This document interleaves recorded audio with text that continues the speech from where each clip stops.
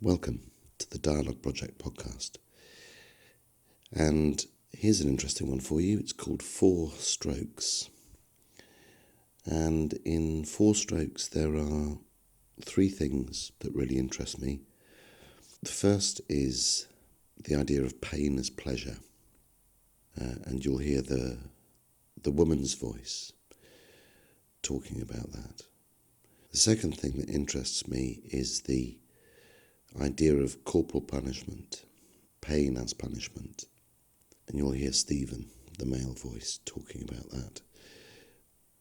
But the third thing is that actually what both of them are describing is the same physical action. It's the thwack of a cane on human flesh. And while it's the same physical action, it's interpreted in two completely different ways. There is intimacy in both. There is control in both. There is power. There is the human capacity for tolerance, for endurance, for detachment. But they're two very different experiences. And for me, I just think this is it's a real crystallization, I suppose, of how perception determines our view of reality. They're two amazing people who talked really honestly about the cane, and it's called Four Strokes. What you're about to listen to is an edit created by the Dialogue Project, with the full permission of everyone involved in the conversation. If you can hear my voice clearly, the volume will be about right for you. Thank you for listening.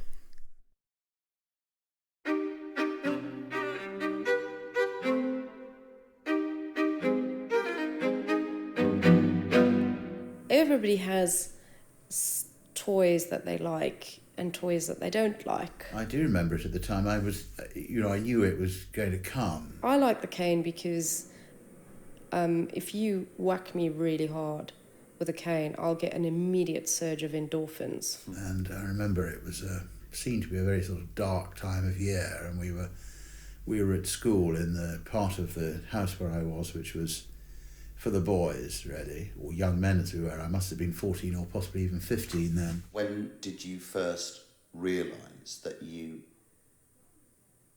enjoyed pain, if that's a fair question? I think it was probably around the age of 6 or 7. Wow, that's quite young. Yeah, it was more of a fantasy though. And it just seemed to be sort of dark and... What were they fantasies about? What did you used to... I was actually reading Enid Blyton books. Okay. Where, children got punished by getting, through corporal punishment. And I felt a kind of surge of excitement whenever I read about this. It was like I didn't really know what it was, but it was a feeling in my stomach, like an excitement. My own meeting with my housemaster was delayed for some reason, possibly until he got the strength up. But anyway, eventually it happened, and there was some relief, I think, just initially, thank God we're going to get it over with. Maybe as I got older, probably more around puberty. Yeah. Where I started inflicting pain on myself to turn myself on. Yeah. And how did you do that first? What kind of things did you do? Well, mostly pinching or hitting. Hitting myself with a hanger or something like that to turn myself on. And I remember going up with another boy and who was a kind of fellow ringleader, and he was beaten first, and I had to stand outside while I heard the 4 strokes of the cane. And he came out and I went in. And it was a completely private thing. And I'd lock myself in my room and, masturbate and hurt myself and just... A bit resigned to it, I think. I remember him, housemaster, taking my jacket. It was all very businesslike, taking my sort of jacket off, and this cane that I suppose I'd thought about but never really seen before was suddenly there in his hand, and, one's made to bend over and everything. What was it like when you were first able to say, I'd like you to hurt me? Well, I actually met my husband in the scene. I do remember it at the time. I knew it was going to come. I was supposed to crash on his couch, and we just ended up chatting, and he said, look, if you really want to feel what this feels like, I'll do it for you tonight. And then it started. He just used different implements on me, like floggers and, they've got leather straps and things like that. But, I was in control the whole time. And I remember the sort of swish and this enormous thwack on my backside. I just had to say one word and the whole thing would stop. But I remember even then thinking, well, I can take this. I've managed one of these. It's not the end of the world. I just had to say one word and the whole thing would stop. In a way, the sound is a thing I can remember. It rings in my ears, really, when I think about it. More than the sensation?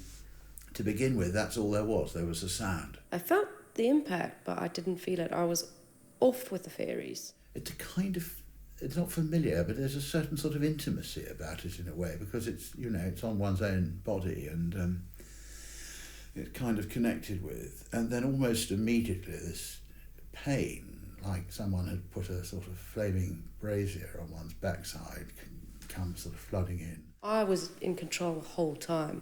And then, came the second stroke, and by that time it was much worse, because it fell on, where I'd been hit before. Mm. And what I didn't know before, because I'd not been really thrashed, I'd not been really hit hard with the cane before, the end of the cane wraps itself round the side of the buttock, the sort of your side, and that's the hardest bit of all. And you could kind of feel the whole length of it in a sort of way. I felt the impact, but I didn't feel it. I was off with the fairies. And it was about then that a slight detachment, as a certain sort of observation of the whole procedure which had been operating, sort of caved in. I just had to say one word and the whole thing would stop. And it simply became very much tougher to take. Yeah. And it was very hard indeed to endure the next two strokes. I'm not quite sure how I got through it. And I remember afterwards I was a strong young man, big for my age, and quite, sort of physically quite tough, I think. But I remember I was shaking as I stood up. He actually caned me the hardest he ever did, and I didn't feel it. And I found it difficult to get my jacket back on again, because I was a little shaking with what had happened. I mean, I was in Cloud Cuckoo Land. I could hardly walk afterwards. He had to carry me to bed. Over time, it stopped hurting fairly quickly, but it had cut the skin. I remember it was an awful mess. So did you talk? You talked a lot during this, did you? No, I was just off in Cloud Cuckoo Land. Were you humiliated? No, I didn't feel humiliated actually at all, really.